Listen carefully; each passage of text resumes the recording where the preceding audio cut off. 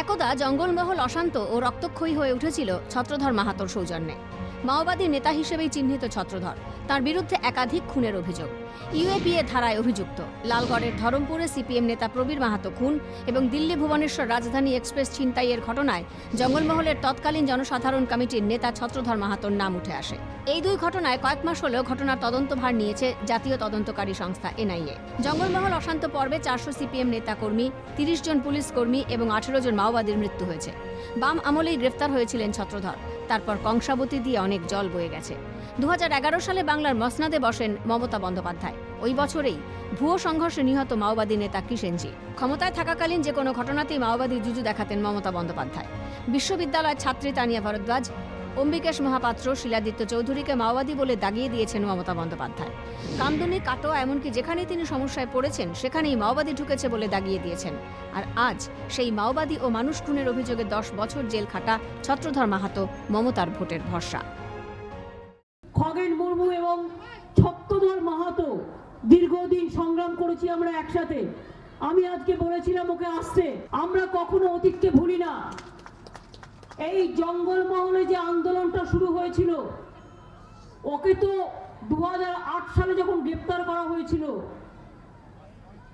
মাওবাদী তকমা দিয়ে গ্রেপ্তার করেছিল, কিন্তু অরিজিনালি তখনও তৃণমূল কংগ্রেসের ব্লক সভাপতি ছিল। কিন্তু আজ কেন প্রয়োজন পড়ল ছত্রধরের? রাজনৈতিক পর্যবেক্ষকরা মনে করছেন গত লোকসভা নির্বাচনে জঙ্গলমহলে ধুয়ে মুছে সাফ হয়েছে তৃণমূল। ঝাড়গ্রাম, বাঁকুড়া, পুরুলিয়ার কোনো আসনে জয়ী হতে পারেননি মমতা। তাহলে ছত্রধরকে প্রয়োজন শুধুমাত্র রাজনৈতিক কারণে? সদিচ্ছা থাকলে 2011 সালে ক্ষমতায় আসার পর ছত্রধরকে মুক্তি দিতে পারতেন মমতা। কেন মুক্তি দেননি মমতা? আসলে তখন তো জঙ্গলমহলের শাসক দলের পায়ের তলার মাটি সরেনি, তাই প্রয়োজনও পড়েনি মাওবাদী নেতার। আজ তৃণমূল রাজ্য কমিটিতে মাওবাদী ছত্রধর মাহাতো 21 বিধানসভা ভোটের আগে। সিপিএম নেতা ও সাধারণ মানুষ মেরে জেল খাটার পর তৃণমূলের অন্যতম সম্পদ ছত্রধর মাহাতো। তাঁর স্ত্রীকেও সরকারি পদ দেওয়া হয়েছে। রাজ্যে শিশু সুরক্ষা কমিশনের সদস্য হয়েছেন ছত্রধরের স্ত্রী নিয়তি মাহাতো। একদা সারদাকাণ্ডে জেল খাটা কুণাল ঘোষ এখন তৃণমূলের মুখপাত্র। পাহাড়ে অশান্তি এবং পুলিশ অফিসার অমিতাভ মালিক খুনে অভিযুক্ত বিমল গুরুং এখন তৃণমূলের ছত্রছায়ায়। তৃণমূলে এলেই 7 খুন মাফ, আক্রমণ শানিয়েছেন বিজেপি নেতারা। ছত্রধর মাহাতোকে জেলে ঢুকিয়েছিলেন মমতা ব্যানার্জি। যাকে জেলে ঢোকালেন তার বিচার পূর্ণ হলো না, তাকে জেল থেকে ছাড়িয়ে নিয়ে আসলেন। তার মানে আমরা যে বলছিলাম আইনের শাসন বলতে কিছু নেই, ওনার বিরুদ্ধাচারণ করলে জেলে ঢুকবে, ওনার পক্ষে এলে জেল থেকে বেরিয়ে আসবে। যেমন কুণাল ঘোষ জেলে বসে বসে কত চিঠি লিখেছে, এখন সেই চিঠিগুলি যদি উনি পড়েন উনি নিজে লজ্জা পেয়ে যাবেন।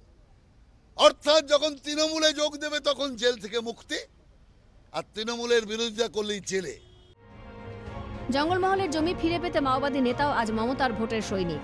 মমতা বন্দ্যোপাধ্যায় এখন কি নিজেই নিজের মুখোমুখি? উঠছে প্রশ্ন।